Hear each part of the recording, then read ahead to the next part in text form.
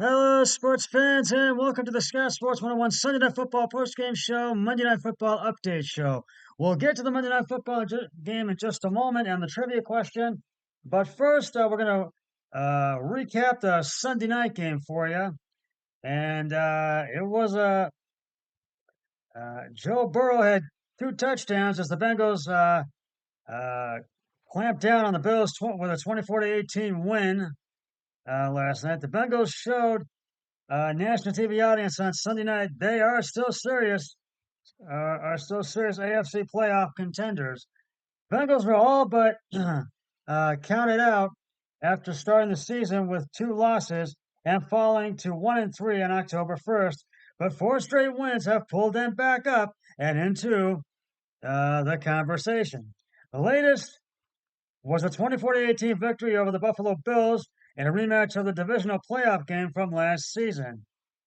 We went out and proved the world we're back and we're here, said Cincinnati receiver T. Higgins, who had 8 catches for a season high 110 yards. Excuse me. Joe Burrow threw for a season high 348 yards and two touchdowns, as I mentioned.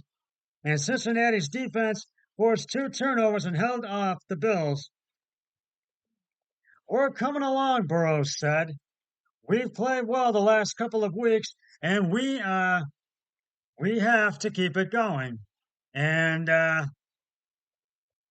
rightly so. They do have to keep it going, uh, and uh, and yeah. Cincinnati is now 5-3 on the season. Is locked in a tie with Cleveland and Pittsburgh, all of them chasing the division leading Baltimore Ravens, who are 7-2 in the AFC North, which the Browns take on the Baltimore Ravens this Sunday in Week 10.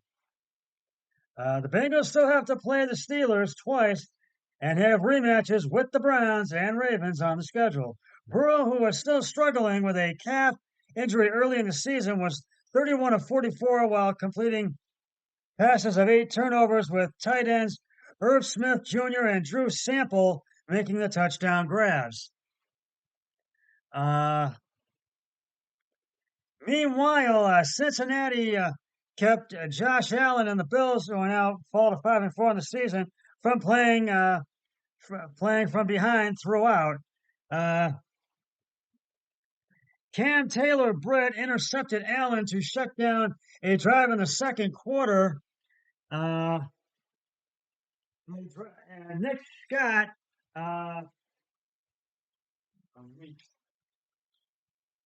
Nick Scott inter, upended Buffalo tight end Dalton Kincaid and recovered the fumble on Cincinnati's 13-yard line in the third quarter. The subsequent Bengals drive up a drive up drive 8 up 5-20 and a 20-yard field goal by Evan McPherson, and extended Cincinnati's lead to 24-10. Allen threw a 17-yard touchdown pass to Stephon Diggs, and the two connected on a two-point conversion to cut the lead to 24-18 with 3.5 minutes remaining. Well, we're left, but the Bengals got two first downs and ran out the clock to seal it. Too inconsistent overall. Buffalo coach Sean McDermott said, I thought we got off to a really good start in our rhythm. After that, it was tough sledding. Allen had a respectable night, going 26 for 38 and 258 yards, but he also threw an interception for the fifth straight game. Diggs had 6 catches for 86 yards. Burrow was 6 for 65 yards on a methodical opening drive that finished off with a 7-yard pass to Smith, who got his first touchdown catch of the season. The Bills answered with a quick scoring drive highlighted by a 34-yard catch and run by Diggs and capped by Allen's 2-yard touchdown run. Excuse me. Uh, and after a roughing the passer call, aided by a roughing the passer call, excuse me, on the Bills, Tim Settle uh, Burrow put on the Bills, Tim Settle, excuse me. Burrow put together another extended drive. Joe Mixon barreled in from Buffalo's 2-yard line to finish it.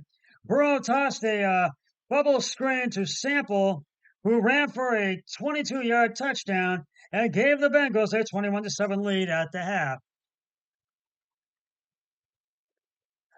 Getting up by 2 scores was big. Bengals coach Zach Taylor said, "I was happy with the offense on the final drive. We take pride in finishing with the ball." In the post-game news conference, Burrow did his best to temper expectations. "We're 1-0 this week. We have to be 1-0 next week, too," he said. "This is the only game. Number 8, we've got 9 games left." And the last time the Bills played at Paycor Stadium on January 2nd, safety Damar Hamlin went into cardiac arrest and was resuscitated on the field. The game was postponed, eventually canceled. Hamlin recovered and was back with the team in Cincinnati. And although he wasn't active for the game, he's honoring the first 10 responders, nurses, and doctors who helped save his life by establishing a scholarship program for Cincinnati youths.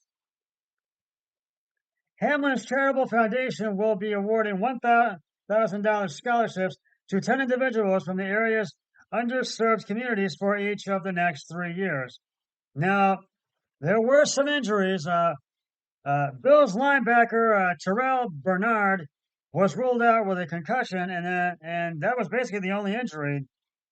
And up next, the Bills host the Denver Broncos on Monday Night Football next week on November 13th to wrap up Week 10. And the Bengals host the Houston Texans, who are 4-4, next Sunday, which is this coming Sunday on November 13th. This was one of those games. Buffalo started out good, but they just could not get over that hurdle. They struggled, but it was a tough night for them. And I got to give the game balls to the Bengals. Joe Burrow, 31 of 44 carries and attempts, 248 yards, 2 touchdowns. Joe Mixon, 14 attempts, 37 yards, 1 touchdown. And T. Higgins, 8 receptions, 110 yards. So I thought this was one of those games where Cincinnati just really played hard and well. So hopefully they can beat Houston next week. We're going to get to the Monday night game in just a moment, but right now it's time for today's Scott Sports 101 Monday Night Football Week 9 trivia question. That's an LA Chargers trivia question.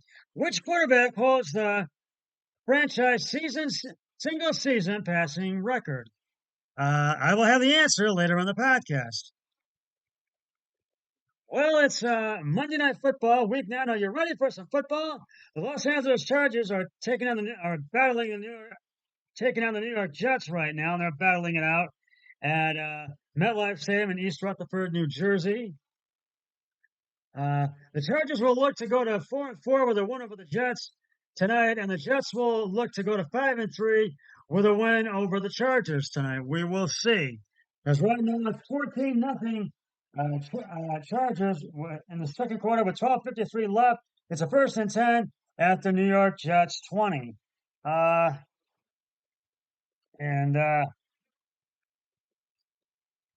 There's something before that, the preview I'm going to do for you.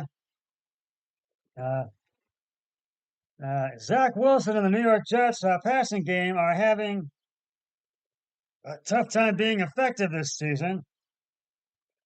The Chargers defense is struggling to keep teams from beating them through the air, so something's got to give Monday night when the two square off at MetLife Stadium, right?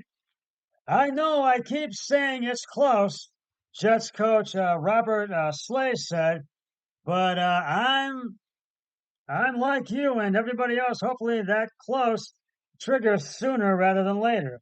The Jets ranked 31st on or second to last in the NFL passing while averaging 164 yards per game. Wilson had 240 yards passing in the 13 to 10 overtime win over the Giants last Sunday and has thrown for at least 186 yards in each of his last four games, but also has just two touchdown passes in that span as New York has been unable to consistently move the football. Uh, Close is never good, offensive coordinator Nathaniel Hackett said. For me, everything is just continually grinding and trying to figure out what you can do better.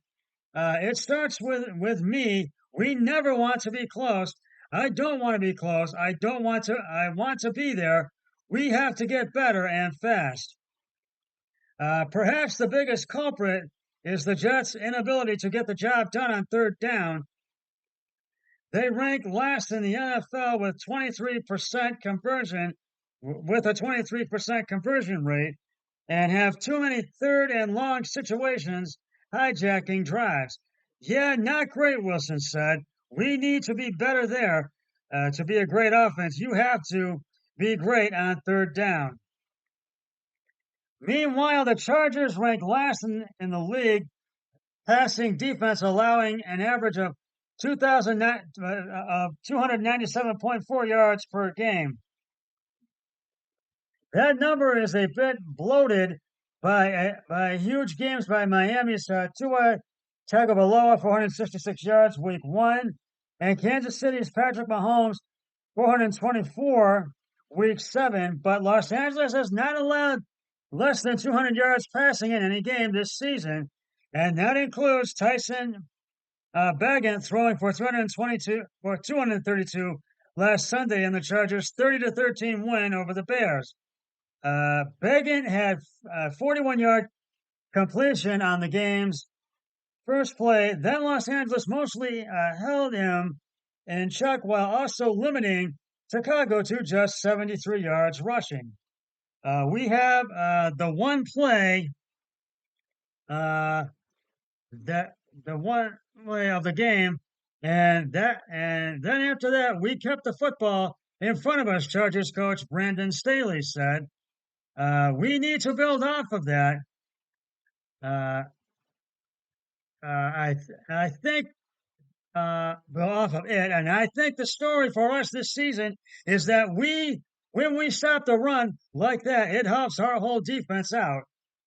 Uh, Los Angeles run defense had has been stout, ranking with sixth overall, and it will have its hands full Monday night with Brees Hall. Brees Hall, excuse me. The second-year running back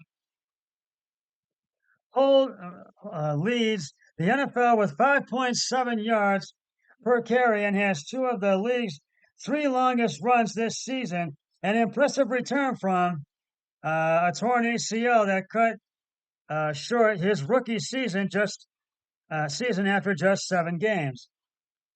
Los Angeles came in ranked seventh in total offense, but hasn't locked up like a top 10 offense during the second half in the past 4 games. The Chargers scored just one touchdown and 3 field goals in 21 possessions after halftime in their October games. They also went 3 and out a league high 7 times. One reason for the struggles has been penalties. They were flagged nine times on offense in those games. We have to clean that up, Staley said. We're trying to shrink the game, but at the same time activate play calls that are going to keep us going. Our goal is just to shrink the clock. It is to score the football, process the ball, and then end with points. The Jets will use their fifth combination on the offensive line in 8 games after losing center Connor McGovern to a knee injury last week. New York's offensive line, excuse me, has been hit hard by injuries, with left guard Laken Tomlinson, the only player who still be at the position in which he opened the season. McGovern, Elijah Vera Tucker was Wes Schweitzer and Dewan Brown are all on injured reserve. Brown returned to practice this week and practiced fully, but was not activated to play Sunday, and that's last Sunday. The Jets' offensive line, whomever lines up, will have a tough task ahead. Kahali Mack and Joey Bosa, have 11 of the Chargers' 23 sacks this season. Staley added a new wrinkle to his defense last week against Chicago when he lined up Mack and Bosa on the same side for pass rushers. It did result in a third down sack by Bosa on the game's opening series. The Chargers came in and tied for ninth in sacks, including 13 on third down. Wilson has been sacked 23 times, sixth most in the league, and pressured on 47.3% of his dropbacks, the league's second highest rate. Bosa, who was dealing with a hamstring and toe injury for most of the earlier part of the season, is finally healthy again, and that's a good thing, and I'm glad he is. So I really think that's going to do the Chargers some good. And he was battling a tough bunch of those first 3-4 weeks, Staley said. Now he's been able to put 3 consecutive weeks of practice together where he feels like he has his legs and his gas tank full. So right now,